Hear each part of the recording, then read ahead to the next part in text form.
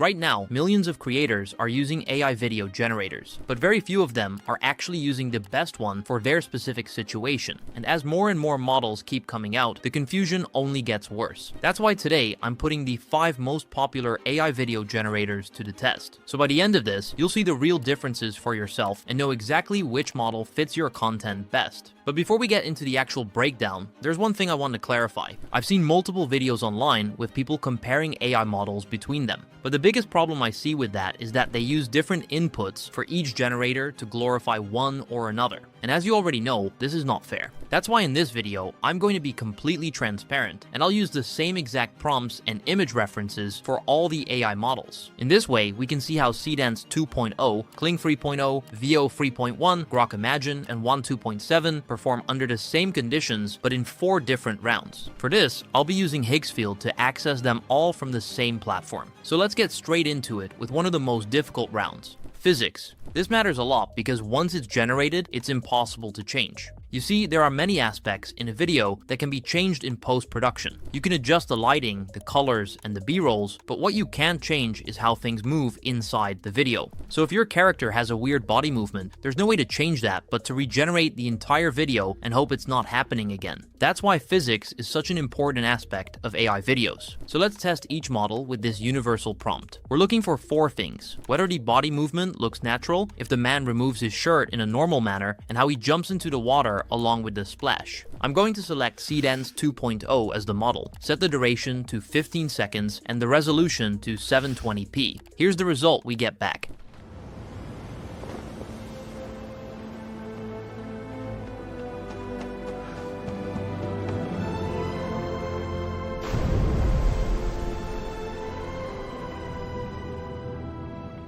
The man doesn't sprint in the right direction I wanted, but the moment he hits the water, the physics are perfect. The entry is super clean and the splash looks smooth. In my opinion, this is a near perfect result, so it'll get a solid 9.5 out of 10. Then for Kling 3.0, I'll keep the same settings and click generate.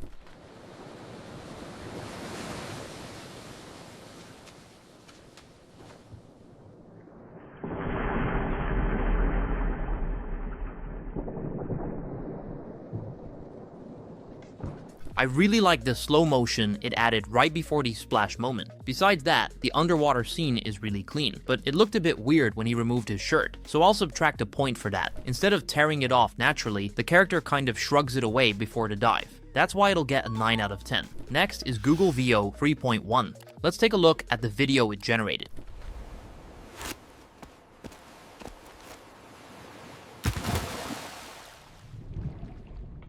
This time, the shirt doesn't come off properly, and it kinda looked like he was floating in the air a bit right before hitting the water. But everything feels cinematic. I'll give it an 8.5. Now let's change the video model to Grok. I'm really curious how this would turn out, so I'll paste in the universal prompt alongside the reference image and generate. Here we go!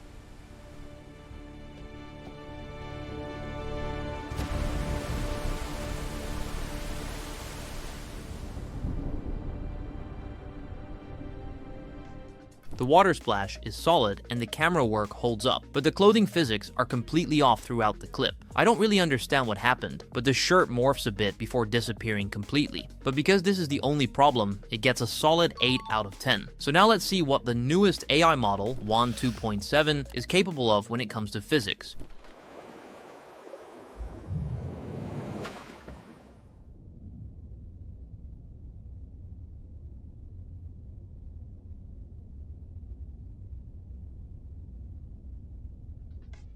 Well, both the shirt removal and the water splash were off. The shirt just disappears instead of being torn off naturally, and the water entry is more like a cut than an actual splash. Every other model got at least one of the 2 right, so I must give it a 5 out of 10. So round 1 goes to Seedance 2.0. But physics is not the only important part when it comes to video generation. There's actually one category I honestly think matters more, especially if you're trying to create short films with AI. And I'm not talking about the visual quality. It's something that people don't usually pay attention to, even though it's crucial for every model. And that's the audio, and more exactly, the lip sync. So most AI generators are getting better and better at visual quality every month. But when it comes to the audio, that's a completely different story. People don't really care about this aspect at first, but if a model has poor audio, it doesn't just get a low score. It means you can't use it for any content that involves someone speaking on camera. So in other words, you can't create short films, no character videos, or anything with dialogue. So let's use this prompt to see which model performs the best. And the things we care about are the lip sync, the voice clarity, and the overall sound quality. So again, I'll start with Seedance 2.0, set its duration to 15 seconds, and the resolution to 720p. Now let's see the result.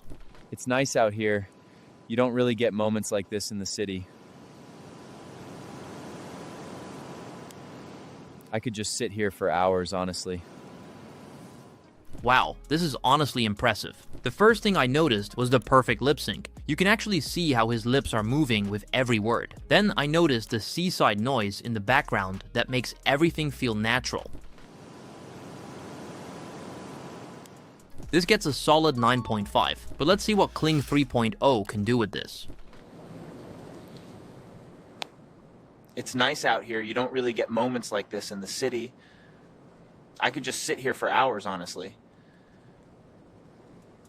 The result is really similar to Seedance. The voice is clear, and the delivery sounds natural from start to finish. Honestly, these two are right next to each other, so it also gets a 9.5 out of 10. Now let me change the AI model to Google VO 3.1 and paste in the same prompt. It's nice out here. You don't really get moments like this in the city. I think this is a straight 10. Even though it is limited to 8 seconds long, VO did an amazing job with the sound. Besides that clear American voice, you can also hear the fire sound from the background. I don't think Grok is going to beat this one, but let's give it a try. It's nice out here. You don't really get moments like this in the city. I could just sit here for hours, honestly. Honestly, the voice sounds a bit robotic and is cutting out. It also misspells a few words here and there, so if you're trying to make speaking content, you should definitely avoid Grok. I'll give it a 3 out of 10. But now let's see what Wan 2.7 can do. It's nice out here. You don't really get moments like this in the city. I could just sit here for hours, honestly.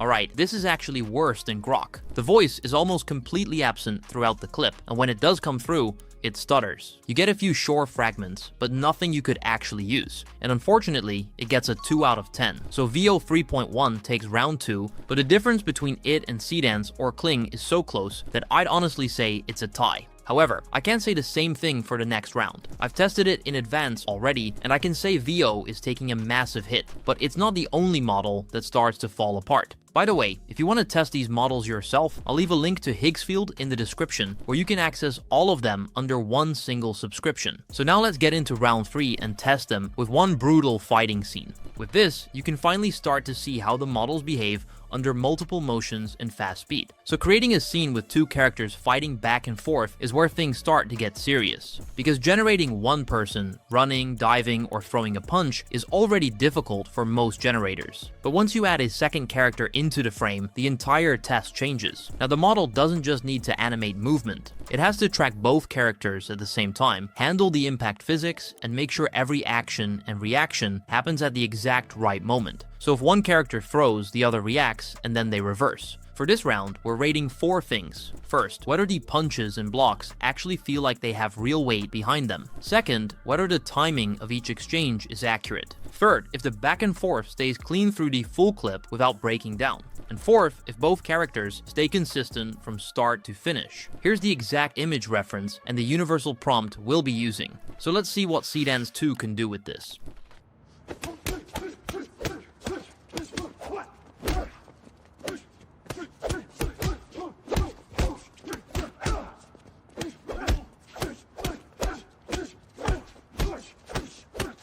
In my opinion, this looks extremely clean and realistic. Every punch lands and the full exchange feels like 2 actual people fighting. Also, the timing is always accurate and the impacts genuinely look like they have force behind them. This is easily one of the cleanest complex motion AI videos I've seen so far, so it gets a 10. Next is Kling 3.0.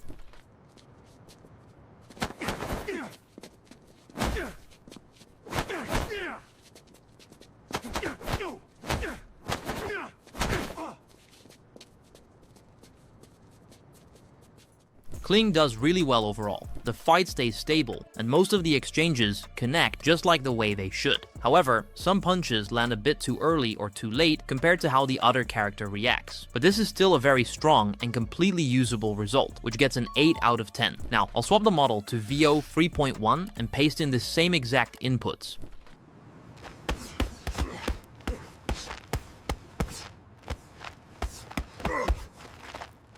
It looks decent, but it feels like there's no real impact. The punches don't feel like they connect with real force. So the whole fight ends up looking more like choreography than an actual physical exchange. And that's a big problem in a test like this. So I need to give it a 6. Next is Grok, which I hope will do better than the previous rounds where it had quite a low rating. So let's take a look at the result.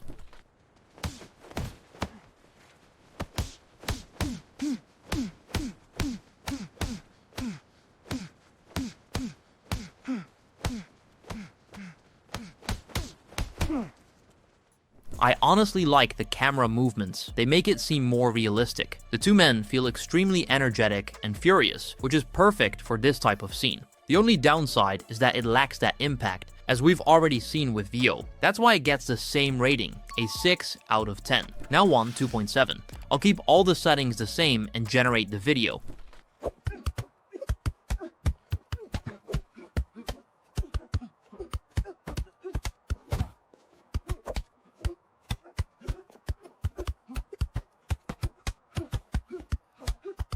This gets a 3 out of 10 right out of the gate. It really struggles with this kind of complex motion. As you can see, the clip starts off with poor quality, and it doesn't really improve as the punches continue. This is unfortunately very bad. So there's no doubt that Seedance wins this round, which gives it the most wins so far. But there's one more category left, and things can change. Round 4 is all about value, because some of the models we tested today are honestly just too expensive for what they deliver. So now it's time to look past the raw quality and figure out which ones are actually worth paying for. This part can sound a little confusing at first because of how these platforms price their generations. But the easiest way to think about it is this. You should not only look at how many credits one generation costs, you need to look at how much video that generation actually gives you. Because if one model costs fewer credits but only generates a shorter clip, then it may not actually be cheaper in practice. To get the same amount of footage, you might need to generate twice. So what really matters is not just the price of one generation, it's how much usable footage you get for that price. And once you look at it that way, the math changes very quickly. The table is on screen. Model, max length, max resolution, credits per generation. Seedance gives you 15 seconds at 1080p for 180 credits. So right away,